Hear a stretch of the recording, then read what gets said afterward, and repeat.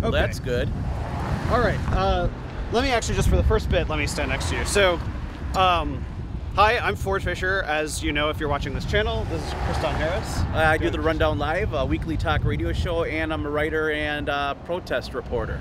So yesterday we did kind of a live stream with several of the people who witnessed the shooting. Kristan was a witness at the trial. That, of course, the jury is now in its second day of deliberations. But what we wanted to do here is that since we're on the ground here as the deliberations are going on, we wanted to do a sort of walkthrough of what actually happened with somebody who was there. So I'm going to go behind the camera now, but we're going to walk through what happened that night. Well, yeah, absolutely. And I have to mention the location we're at. Across the street here, you'll see this is the first car lot that went up in flames on Monday nights. And this whole car lot, every car in it was smashed, burnt. There is oil on the ground, and you could smell it in the air. The building was all smashed up and destroyed. It basically seemed like somebody was having a smash derby, and you know, it was kind of interesting because it lit up on Monday night. You could see the fires going up in Kenosha, and that kind of leads us, because that's the first spot on our kind of little walkthrough here of Kenosha that we'll see. And obviously they've bounced back. They have cars. They have a 1980 something Corvette there, or maybe that's early 90s.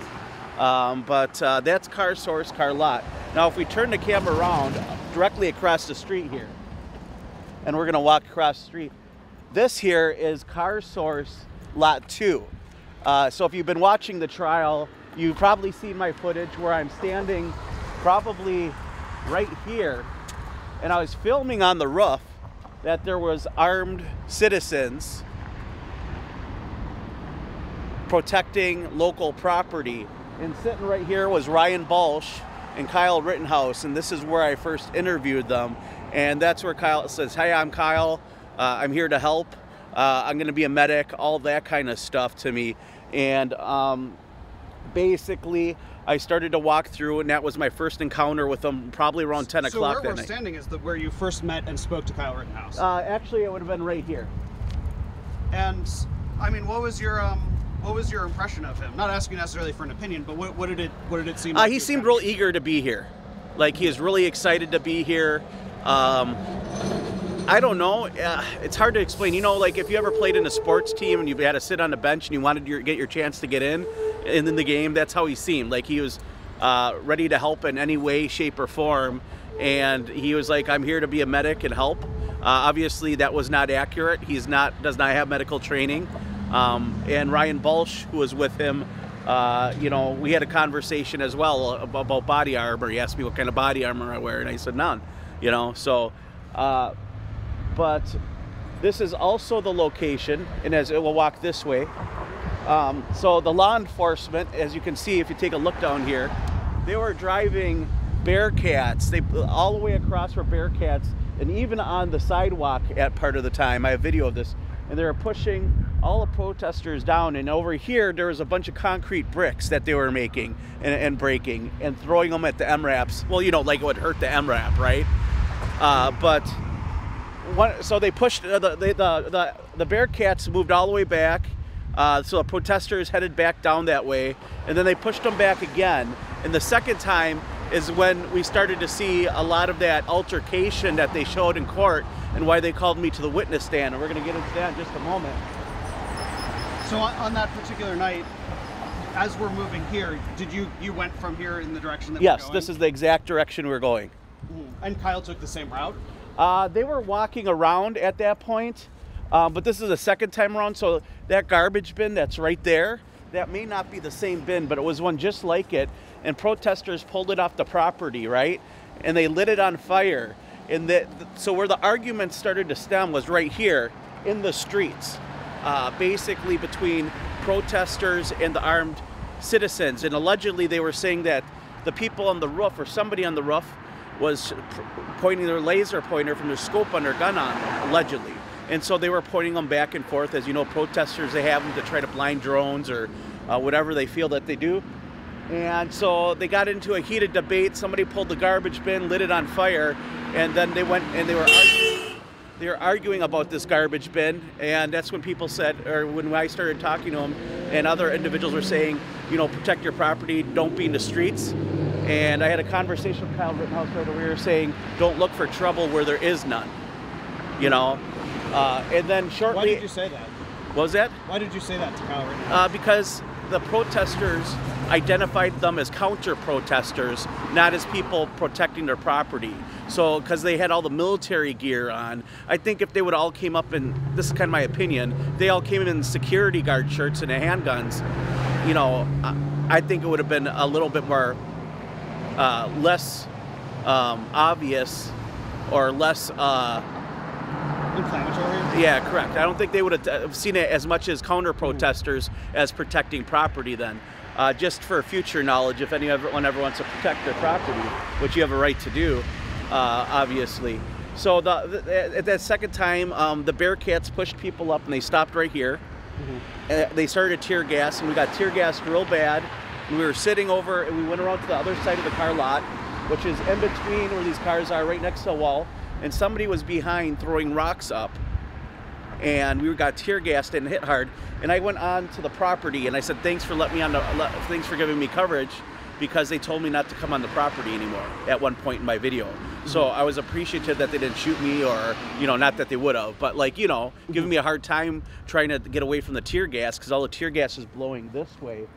And basically, that's when the law enforcement and the Bearcats pulled up and they said, we really appreciate you guys.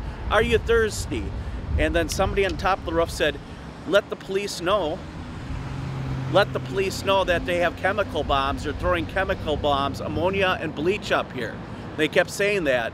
And so Kyle then went to go tell the law enforcement that they were throwing chemical bombs and to get bottles of water from the law enforcement, which they probably had a lot of free water because they were throwing frozen bottles of water, like hundreds of them at law enforcement in the air. It literally looked like in the medieval movies where they have all the arrows in the sky. That's how it was, but it was all frozen water bottles. And so they came over here and they handed them water bottles, said they appreciate you. Kyle went over there and he told them that they were making chemical bombs and throwing them. And I stopped for a second. I was like, should I follow him? And I'm like, well, I'm kind of curious what law enforcement tells Kyle Rittenhouse, right? So I was walking over there, but by the time I walked over there, whatever exchange they had was done.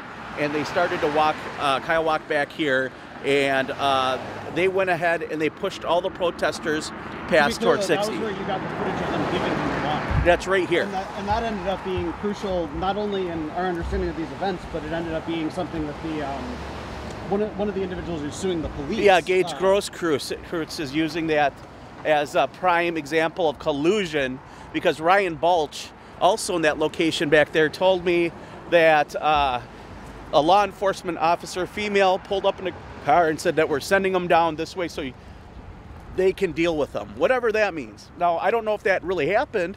That could be all fictitious, but I think saying those things might have given a mental state of, you know, we're doing the right thing. And at that time, other than being in the street a couple times, there wasn't, I've seen a lot of drama, but it wasn't that. It was intense, and at any time anything could pop off, but it wasn't at that point yet, you know? So here we have it where the Bearcats had all this road blocked off. Some people were sitting by the fence there, but across the street we have Ultimate Gas. At Ultimate Gas, that's where on Monday night there was armed citizens protecting the gas station to prevent it from burning down, and the video went viral at like 40 or 50,000 views when I saw it. And it may have encouraged other people to come out and protect property, and maybe that's why Sam did, because he saw that the night before people were protecting this property and they successfully deterred any violence. So I got, after that all happened, there was nothing more for me to film, so I navigated between the Bearcats and they pointed the guns at me, and I went to the Ultimate Convenience Center, which is a gas station. By the way, side note, down this road is where a lot of buildings were burnt down on Monday night. Where you see the orange rope there, that's where one building was. On the side of the road we are, there's another building, and so on. So you guys could take a look. The damages, I think, were it was quite a bit of damage for the city. I think it was 20 million or something like that. I don't know the real number, so if you guys are out there, do your own research on that. So we'll walk across the street here.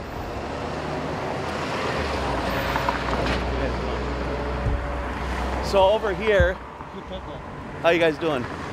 So over here, we were on the other side of the street. I was actually placed over here at Ultimate Gas then, and I was making my way down the road. And this is where Kyle Rittenhouse was seeing the Rosenbaum scene, where he said, shoot me, whatever the magic word is, shoot me. And Zelensky was sitting around him with, pointing his gun in any direction he wanted. And he was, in my opinion, he wasn't being real responsible with it, but there were armed citizens there, and there were verbal altercations. And I think at one point, the protesters found security, and they were going behind the armed citizens at the gas station to seek some kind of refuge, because they kind of had this trauma bond where they finally understood they were just there to protect the property. They were not there to debate. They are not there to be counter-protesters. So a large amount of the protesters found sanctuary in this lot from law enforcement while they were tear gassing, pepper balling, rubber bulleting, and pushing protesters down even further this road, and they kind of stayed right here. So the video you guys see of Kyle Rittenhouse going up to the police officer's car, that took place right here. That took place right here. Okay, and we're back. Yeah, so this is the gas station where a lot of the altercations took place, where you heard Rosenbaum say, shoot me, magic word, shoot me, magic word. And that you guys can look up what the magic word is. And the armed citizens at one point were offering protection for a lot of the BLM supporters, because they were getting tear gassed, pepper balled, and rubber bulleted right here on 60th and Sheridan. And so they would actually stand behind them in order to avoid this. So it's pretty interesting to see, because at some point Kyle Rittenhouse makes the bad decision to go all the way down 3 blocks, which is where we'll end up, so you guys can see it. I didn't make it down that far, but I stayed around Ultimate Convenience, and then I started to move towards this way to see where everyone else was going. And I was right in between this check and go right here, and I heard this pop, pop, pop, pop. And I dove, almost hit my head against the cement, so I moved so fast. And it was right over here in between the 2 stores. I was hiding kind of in that ledge there. That's during the first set of gunfire? That's first set of gunfire. Then I walked briskly to about where that mail truck is, and I stopped. And I thought, I'm like, do I want to put myself purposely in front of gunfire? I have a mom that cares about me. I have friends. I have a brother. I got family. It's pretty selfish of me to purposely put myself in that danger. Like, if I'm there and I just so happen to catch the footage, that's one thing. But making a conscious decision that you're going to put yourself in a way of a danger just to get a shot, it can be looked at as a very selfish thing. And I'm not the most,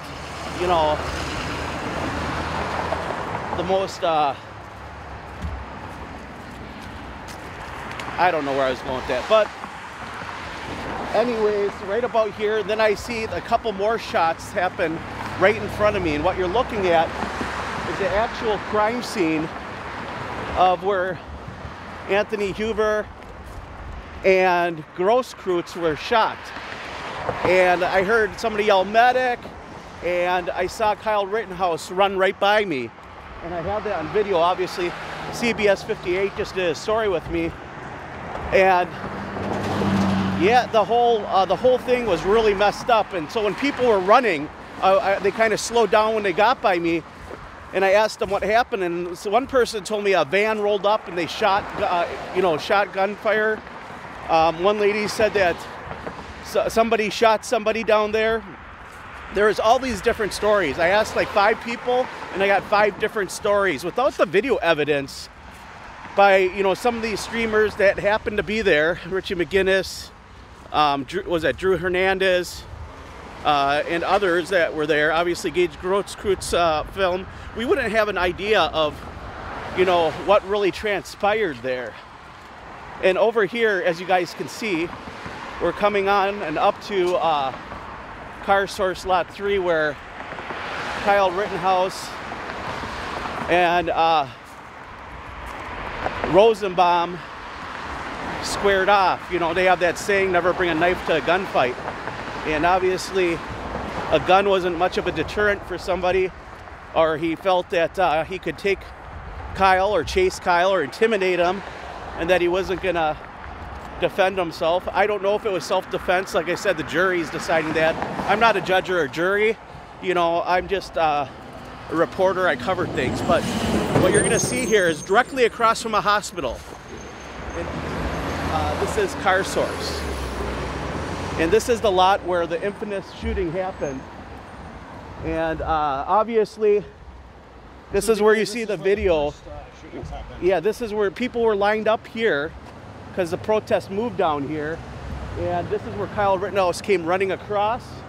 And we see him turn around.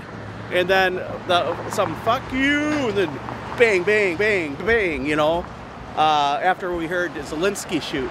The Zelensky shot happened right over here.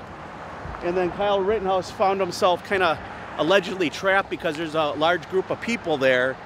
And he went and checked out the body, and then somebody said, get him, that's the shooter, and he started to run, or something along those lines. You know, watch the video. And of course, that's based on your understanding of like video evidence. Video evidence. I wasn't actually here. Right. No, I was about a block and a half up the road. And so, I mean, we can kind of like do it in terms of like how it happened, like in order. So chronologically, it starts here, and then Kyle ran this direction. Yeah, he ran this direction in the road, and he was huffing and puffing, running all the way up. And then the second shooting happened right around here. And then the third shooting, obviously, very close to the same area. So all the unfortunate, tragic things that happened that night were the result of government's inability to keep you safe. Not only that, law enforcement, for some reason, decided to push or put all the protesters going this direction. I don't know why that is. That was a decision that they decided to make. Whether or not there's collusion, I can't really say there's any evidence of collusion. Just all hearsay. Law enforcement and armed citizens? Yes, correct. Although Ryan Walsh swears by it, it seems like. Obviously, he gave testimony in court that that's what happened. But I don't know. It could have been a rogue individual for law enforcement. Who knows? We don't know. So I don't know if we ever will know what really happened that day. And there's going to be unanswered questions around the whole scenario. But I think that this is going to be one of those... Just to be clear, from where we just went, this is now more or less where the shooting happened? Yeah, this is correct. Shooting that you saw? Right.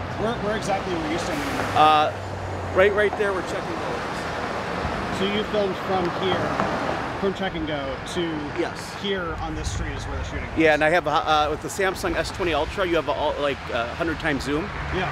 And it was a little grainy, but I was able to zoom in, and that's why you see a little bit of graininess with Rittenhouse running by me, you know. What happened after that for you? I got some interviews, and I saw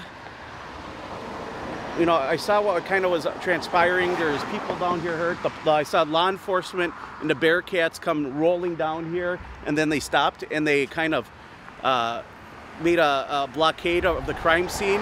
They loaded Grosskreutz up, I believe, and then my battery died on my phone. But I stuck around and I started asking people what was going on as well, and I was trying to get some answers. But once my battery died, I decided, due to the shooting, my parents, even though you're a reporter, your parents will never, and that you're an adult, your parents always look at you like a kid, no matter what. So I didn't want my parents to worry about me. My live stream was down. When I came back up on when I got home an hour and a half later, well, about an hour later, I had a whole bunch of messages. Everyone wanted to know if I was okay, what was happening, because no one could contact me because my phone was dead, So that's kind of like the tour of the Kenosha situation. And I guess you guys get to see it when it's all kind of cleaned up. There's not too many buildings that are boarded up, but some still are. They might remain that way till after the, trial. But hopefully, the local citizens are slowly getting back to normal. And I don't think that they want to see their city burn again, and where's this going to go? Where are we at, and how are the protests going to be handled? And I guess we're going to find out based on the jury's decision. That's not my decision, it's not your decision, that's 12 Angry Men, as we used to call it. Isn't that the movie? Yeah. The 12 Angry Men? So that's an old movie. I guess with that in mind, we'll call it a wrap. Thank you for joining us around the scene, and we'll see. Yeah, check out therundownlive.com. I'm live 5 days a week. I've got an app. Check it out. iHeartRadio, Spotify, Spreaker.